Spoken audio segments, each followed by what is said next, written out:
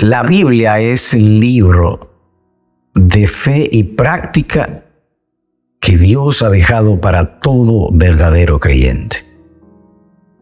Y hay un pasaje en las Escrituras que nos enseña aspectos de esa práctica del verdadero cristiano. Y se encuentra en Mateo 5:2, y que el escritor divino lo expresó de este modo. Sentándose Jesús, vinieron a él sus discípulos, y abriendo su boca, les enseñaba. ¿Qué se infiere de este versículo? Que todo discípulo se interesa en ser adoctrinado en la palabra del Señor. Y en cuanto al desglose, en el versículo vemos lo siguiente: una postura, sentándose Jesús.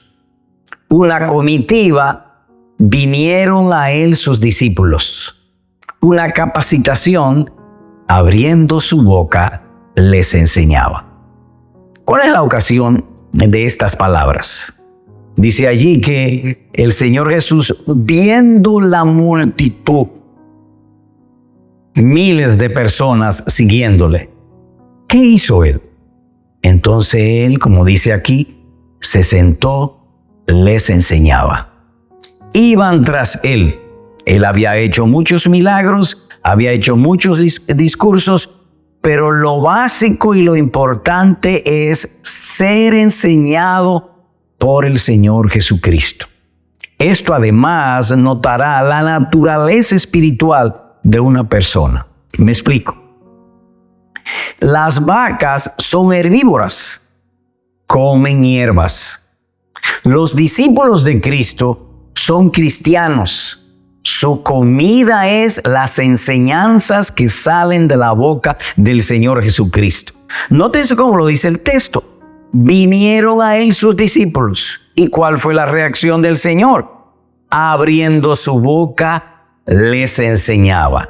De manera que las doctrinas del cristianismo es la comida del alma que ha nacido de nuevo. En otro lugar se nos manda a tener gozo siempre, gozaos en el Señor siempre. Pero el gozo viene después de oírle. No viene de una imaginación religiosa autosugestiva, no. Ni el gozo viene por cosas terrenales. El gozo viene al oír las palabras de nuestro Salvador. Más aún, hemos de aprender, y así lo enseñan las Escrituras, que la voz de Cristo tiene esta virtud o poder. Trae paz y sanidad al alma. La voz del Señor es una voz operativa. Recordemos, amados hermanos, en aquel momento en que se levantaron las olas y la tormenta, y el Señor Jesucristo en la barca le dijo: calla, enmudece. Y se hizo grande bonanza.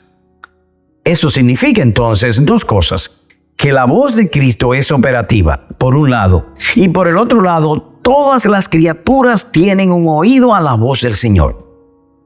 ¿Qué necesito yo? Yo necesito crecer en fe, yo necesito crecer en paz, en tranquilidad, en gozo. Entonces yo he de buscar esa voz operativa y decirle: Señor, habla mi alma. Tranquiliza mi alma. ¿Qué necesitamos? Todo lo que necesitamos es la voz de nuestro Señor.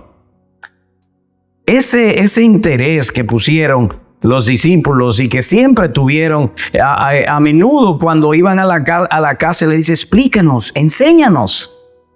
Eso indicaría tu naturaleza.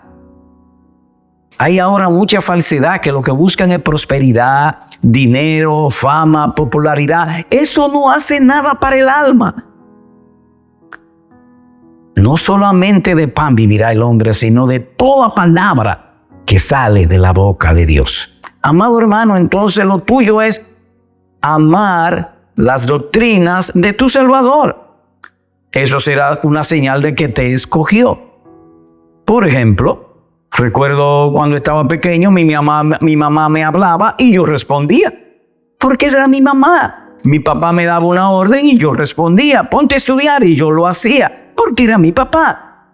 De la misma manera, las doctrinas de Cristo indicarán, si uno le ama, que uno es discípulo del Señor. Así que la exhortación final es: te exhorto, te ruego por las misericordias del Señor, procura crecer en interés y esfuérzate en ser enseñado por la palabra de nuestro Dios. ¿Y cómo concluimos? Orando: oh Señor Dios y Padre nuestro, gracias por dejarnos tu palabra.